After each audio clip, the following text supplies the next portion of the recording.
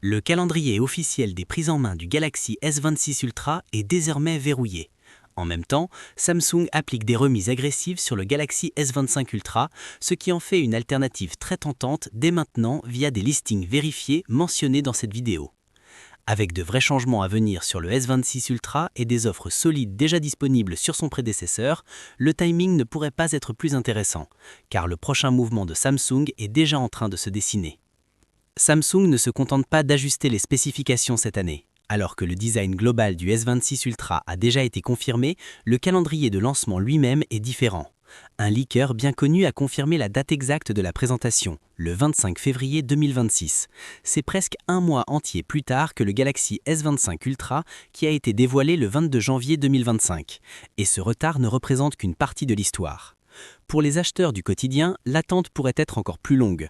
Une source française a désormais partagé des détails sur le déploiement régional, confirmant que le Galaxy S26 Ultra, aux côtés du S26 Plus et du modèle de base, sera officiellement mis en vente en Europe le 11 mars 2026.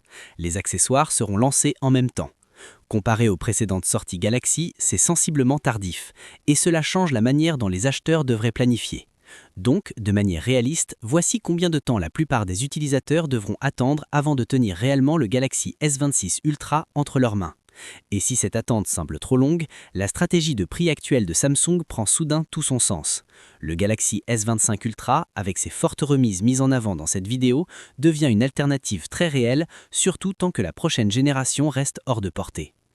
Pendant ce temps, des preuves physiques du design du S26 Ultra sont déjà présentes dans la nature. Des coques de protection fine officielles ont fuité et elles confirment toutes la même chose. Samsung a changé l'apparence.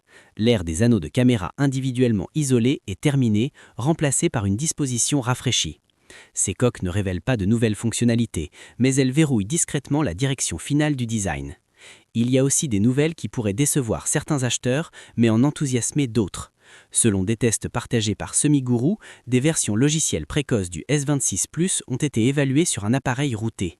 Les résultats sont prometteurs, en particulier autour des fonctionnalités de confidentialité de l'affichage. Pour la première fois, l'affichage de confidentialité IA n'est pas limité au modèle Ultra, du moins pour l'instant.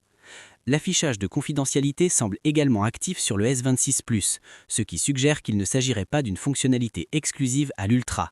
Cependant, la source a aussi clairement indiqué que cela pourrait changer avant le lancement, donc rien n'est totalement garanti. Néanmoins, pour les acheteurs du S26 Plus, c'est actuellement un signal positif qui mérite d'être surveillé de bien près. Vient maintenant la grande question.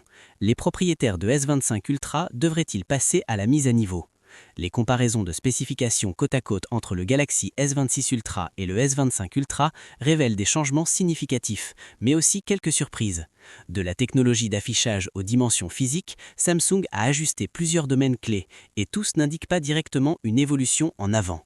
Les deux téléphones sont équipés d'un écran de 6,9 pouces, mais la technologie sous-jacente a changé. Le S25 Ultra utilise la dalle M13 de Samsung, tandis que le S26 Ultra passe à la plus récente M14. Malgré cela, la luminosité maximale reste identique à 2800 nits sur les deux modèles, ce qui relève des questions sur l'origine des gains réels en performance d'affichage. Côté performance, le saut est direct. Le Galaxy S26 Ultra fonctionne avec le Snapdragon Elite Gen 5 qui apporte bien plus que des simples améliorations incrémentales. Les options de mémoire incluent des versions 12 Go et 16 Go, mais il y a un piège. La version 16 Go est limitée à certains marchés, la Chine étant confirmée comme l'un d'eux. En dehors de ces régions, même le Galaxy S26 Ultra 1 Tera haut de gamme sera livré avec 12 Go de RAM. Le matériel photo raconte une histoire mitigée. Alors que beaucoup de capteurs restent inchangés, le téléobjectif 3x subit un changement.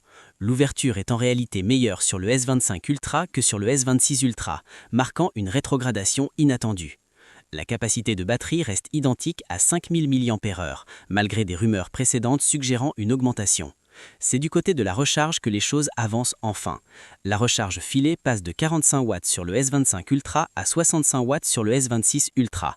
Et la recharge non filée s'améliore de 15 watts à 25 watts. Des améliorations discrètes mais significatives. Le S26 Ultra introduit également des aimants internes permettant une nouvelle compatibilité avec les accessoires. En plus de cela, le téléphone est plus fin et légèrement plus léger, passant de 8,2 mm d'épaisseur à 7,9 mm et de 218 grammes à 214 grammes. De petits changements sur papier, mais ensemble, ils définissent le changement ultra le plus audace de Samsung.